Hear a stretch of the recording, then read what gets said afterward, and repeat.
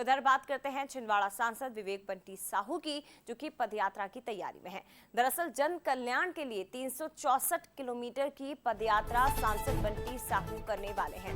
दादा धूनी वाले दरबार तक 13 दिनों की ये यात्रा रहेगी।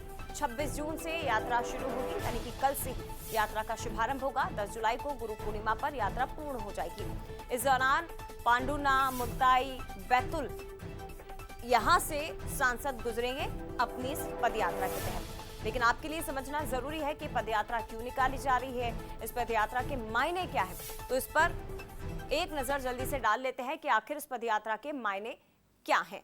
जनजाति वर्ग के लोगों को साधने की कोशिश दरअसल इस पदयात्रा के जरिए की जाएगी। छिंदवाड़ा में दादा धूनी वाली की बड़ी संख्या में अनुयायी हैं, उन्हें साधने की कोशिश होगी। पदयात्रा के जरिए हालांकि फिटनेस का मैसेज तो संदेश तो दिया ही जाएगा, लेकिन जनजाति वर्ग के बीच में अपनी खास मौजूदगी और इन्हें साधने की एक प्रयास।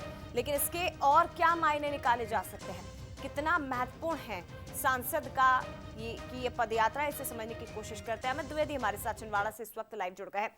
अमित, बताइए जरा, एक और पदयात्रा विवेक बंटी साहू की, पहली बार के सांसद हैं और ऐसे में उनकी ये पदयात्रा कितनी महत्वपूर्ण हो जाती है, इसके क्या मायने निकाले जा सकते हैं? बिल्कुल जया, छिंदवाड़ा सांसद विवेक बंटी साहू पहली बार सांसद बने हैं और जब से सांसद बने हैं लगातार पदयात्राओं के माध्यम से जनता के बीच में जा रहे हैं। ये उनकी चौथी पदयात्रा है। पहली पदयात्रा उन्होंने छिंदवाड़ा से जामसावली की जो लगभग 61 किलोमीटर की थी। इसके बाद वो इधर गए थे, अपना रामेश्वर धाम पहुंचे थे, शंकर जी के मंदिर में, और भूरा भगत पहुंचे थे पचमढ़ी। ये चौथी पदयात्रा है, बड़ी पदयात्रा है। लगभग 364 किलोमीटर की ये पदयात्रा है, 13 दिन की यात्रा है। हर दिन लगभग 25 से 30 किलोमीटर सांसद चलने वाले हैं।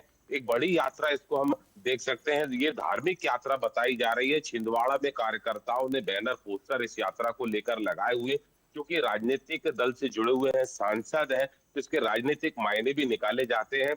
हम बताने जाए कि छिंदवाड़ा में दादा धूनी वाले को मानने वालों की बहुत बड़ी संख्या है। लगभग 13 दिन चलने वाली यात्रा में जनजाति वर्ग से भी सांसद रूबरू होंगे, लोगों के बीच में जाएंगे। छिंदवाड़ा पांडुना संसदीय क्षेत्र में बहुत बड़ा हिस्सा इस यात्रा के दौरान आएगा, तो निश्चित रूप से इस यात्रा के कई तरह के कयास भी हम लगा सकते हैं। बताया जा रहा है कि इसको धार्मिक यात्रा के रूप में सांसद ले रहे हैं। लगातार यात्रा के माध्यम से सांसद जो है जनता के बीच में जाते हुए भी हमें दिखाई दे रहा है। मगर ये बड़ी पदयात्रा है जो संसदीय क्षेत्र से बाहर हाँ, ये निकलकर धार्मिक यात्रा लगभग है 5 अमित, जिलों में। लेकिन क्योंकि चेहरा राजनीति से जुड़ा हुआ है तो इसके राजनीतिक तौर पर भी मायने निकाले जाएंगे। फिलहाल बहुत धन्यवाद आपका तमाम जानकारी हम तक पहुंचाने के लिए।